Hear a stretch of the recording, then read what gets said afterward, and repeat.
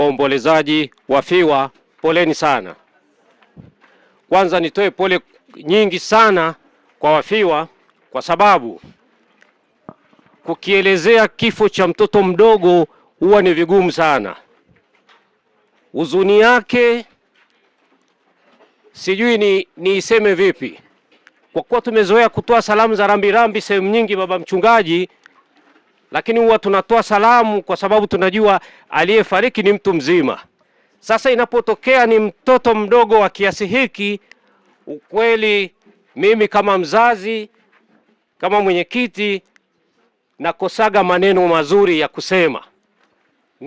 Ninakosa maneno mazuri ya kuwaambia, lakini lazima turudi tu kwa neno moja la kufarijiana na kupeana pole, kwa sababu sijui niseme nini ili muweze kunielewa juu ya kifo cha namna hii. Ni vigumu sana kuelezea watu wakaelewa. Bibi wa mtoto huyu ni mchungaji. Familia hii naifahamu sana kwa kuwa imekuwa ikimcha Mungu kwa kipindi kirefu. Wamekuwa wakiniombea mpaka mimi na kuniwekea mikono. Familia hii, mtoto huyu nimekuwa nikimfahamu kabisa, kwa sababu bibi yake mimi nimekuwa naye, bibi yake tumekuwa pamoja. Lakini niseme hivi, haitoshi kuwaambieni pole. Kinachotosha ni nyie tumrudie Mungu.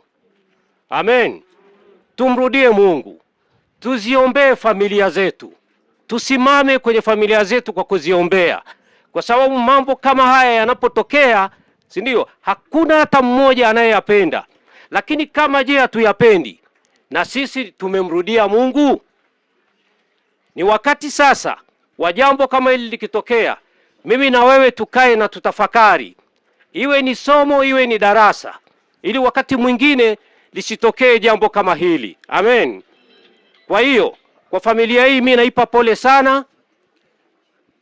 Tumeshafanya taratibu zetu za michango ya serikali, kwa hiyo tutakuja kumuona mama wa mtoto pamoja na bibi yake mara baada ya msiba huu. Poleni sana. Msiba huu umenigusa. Kwa majina naitwa Emmanuel Musa. Kwa kweli msiba huu wa mtoto umeniumiza sana, kwa sababu kwanza kabisa ni kila nikimuona namtania, wewe mwimbaji, anacheka, mimi sio mwimbaji. Lakini kwa kweli yani niliposikia kwamba nilikuwa niko mbali porini, niliposikia kwamba amekufa kwa swala kujinyonga, sikuweza kuelewa kwa rahisi. Nitoke huko nilipokuwepo, nilipokuja msibani hapa nikaangalia, yani bado mpaka sasa hivi siamini kama mtoto huyu ameondoka. Kwa kweli alikuwa ni mpole, mtaratibu, na vile vile alikuwa na karama. Naona kabisa alikuwa ni mtumishi wa Mungu, baadaye atakuwa mtumishi wa Mungu mkubwa sana. Lakini ndio hivyo jinsi ilivyokuwa. Kwa kweli nimeumia sana, na Mungu tu atusaidie watoto wetu, tuzidi kuwaombea. Nini wazazi wafanye angalau tuendelee kutowashirikisha matatizo yetu, wakati mwingine huenda yanawauma wanashindwa? Kama mimi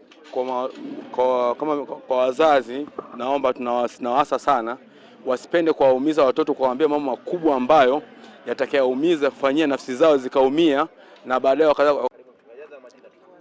Naitwa mchungaji Yohana Parkipuni Laiza, ni kiongozi wa kanisa la Moravian kwa ukanda huu, kwa maana ya mwenyekiti wa halmashauri ya wilaya ya Kaskazini Kati kwa kanisa la Moravian inayobeba mkoa wa Arusha na mkoa wa Manyara.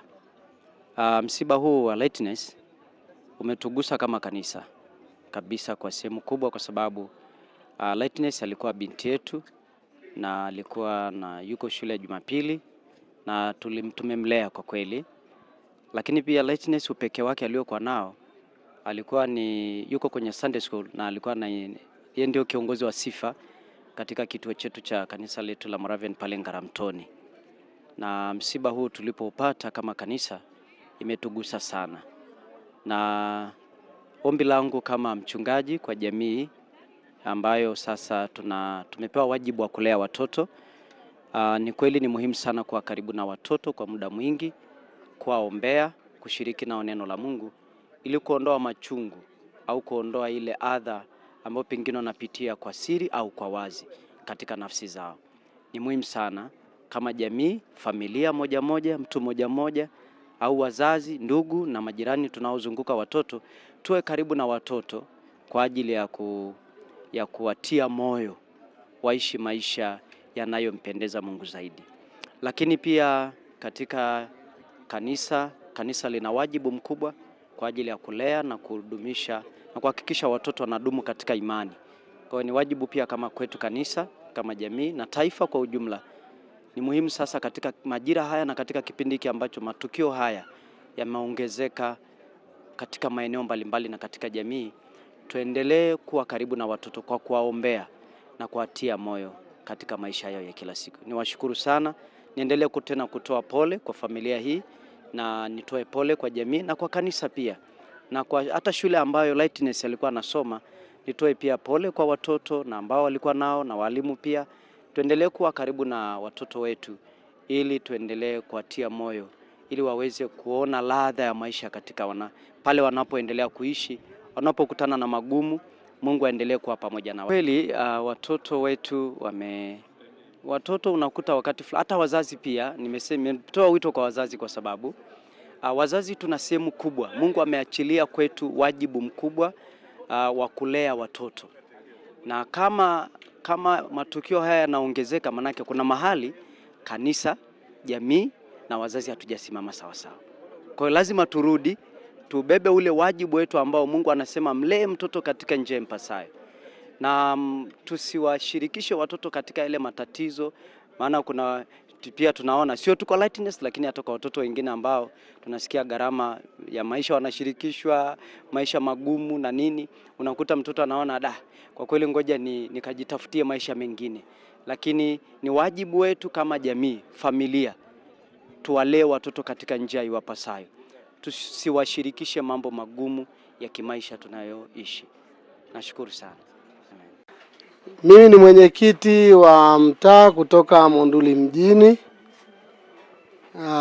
Tumekuja pamoja na wana Monduli wengine kuja kumpa pole dada yetu Lydia kwa kuondokewa na mtoto. Kipekee tumepokea kwa masikitiko makubwa msiba wa mtoto huyu baada ya kuona kwenye mitandao, lakini baadaye nikapata taarifa kwamba ni mtoto wa Lydia. Lydia tumefanya naye kazi Monduli, pale Monduli mjini. Ofisi ambayo niko pale naiendesha, tumewahi kutumika naye pale. Kwa hiyo tukaungana na wenzetu kutoka Monduli, tukasema sio vizuri tukamwacha akahuzunika peke yake. Msiba huu ni mzito, ni mgumu, ni wa kwetu wote. Na sisi kwa niaba ya wana Monduli tumekuja huku kwenu kuja kuwapa pole na msiba mzito mlioupata. Pole sana bibi, poleni sana wanafamilia. Hatuna maneno mazuri ya kusema zaidi ya kuendelea kumuomba Mungu kama wachungaji walivyosema. Hatujui sababu. Tulikuwa tunajadiliana toka juzi na hata hapo nje tumekaa, mjadala ni mkubwa kwamba ni kweli maisha ni magumu. Tunapitia misukosuko mikubwa na changamoto nyingi za kimaisha. Lakini sisi kama watu wazima tumekuwa na uvumilivu. Tunajiuliza ni nini kinatokea mpaka watoto wadogo wa umri huu wenyewe wanakuwa na maumivu makali kuliko sisi? Ni nini kinachosababisha mpaka watoto wanawaza kukimbia nyumbani? Tunaona matukio mengi, watoto wanatoroka nyumbani, ukiwauliza wanasema ni ugumu wa maisha. Lakini ugumu wa maisha ambao tunapitia sisi, ambao tunatakiwa tuwaeleze, tunarudi nyuma kusema ni nini ambacho kinaendelea. Nadhani tunatakiwa tumkabidhi Mungu. Tuombe sana, lakini tuombe kwa ajili ya watoto wetu. Lakini pia wazazi tuwe sehemu ya faraja kwa watoto.